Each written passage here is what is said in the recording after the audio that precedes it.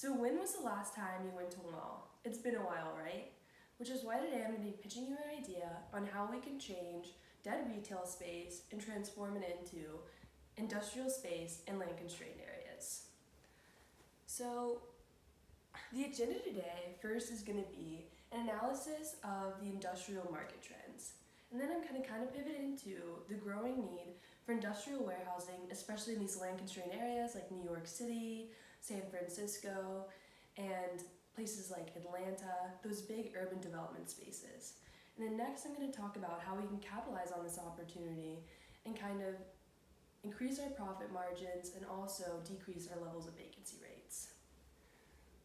So it's kind of no surprise that COVID has really pushed e-commerce into the future years in advance of what we thought it was ever going to be. So with this, we've seen a huge rise in industrial warehousing, while we've also seen a negative impact on retail. Now this negative impact on retail has been happening since 2019 with the big box stores closures of places like JCPenney, Macy's, and Dillard's. But industrial, on the other hand, as we'll see in one of these next slides, has really been increasing. So behind me, you'll see a graph of retail's negative net absorption rates, growth, and demand that all signify a buyer's market. Here you can see that we have a negative absorption rate in the last quarter of 2020, and this is from a source, Cushman & Wakefield. And here you can kind of see how this basically means that the vacancy rates are through the roof while the demand is really not there. So this basically means we can go in, get all the retail space at a low price per square footage, and kind of be able to use that and adapt it into industrial space. Now here's the opportunity.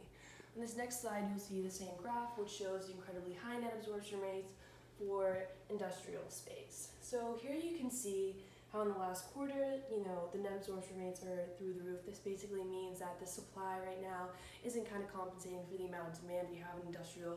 With that greater need right now for last mile warehousing, people who shop from Amazon are wanting things and they're wanting it now. And especially for that increased need of cold storage, especially with COVID-19, the Pfizer vaccine needing to be refrigerated.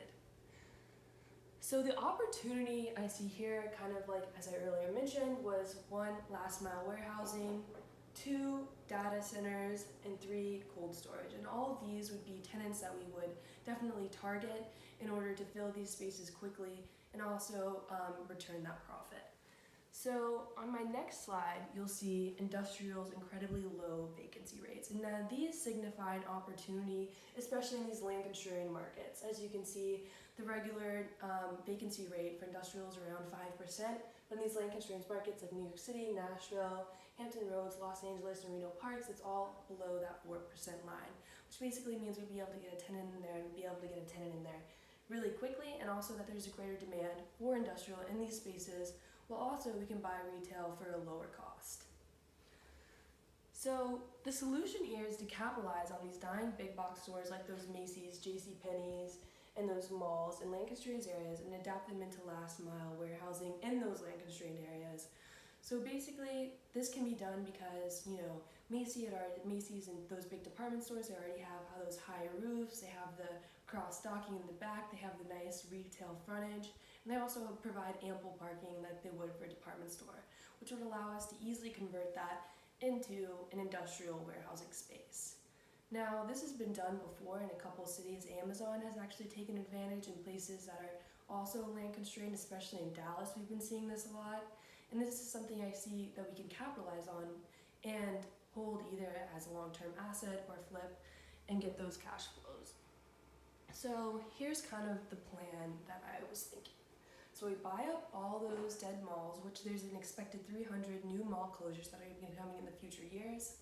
And we convert that into Class A industrial warehousing.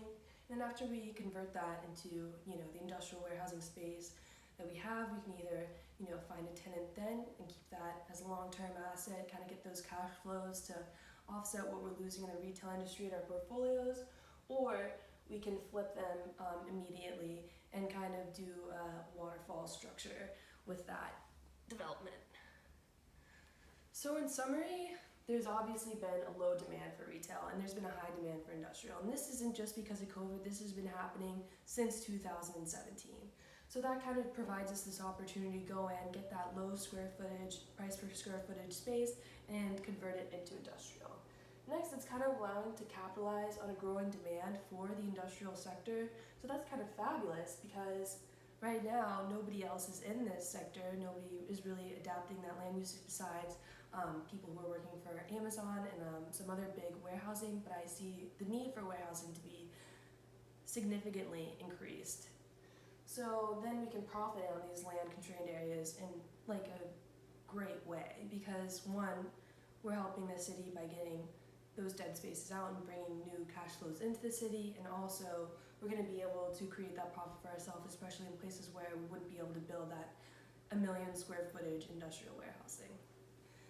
And thank you for your time today, and I hope you really consider this as our next opportunity, our next big investment portfolio opportunity. Thank you.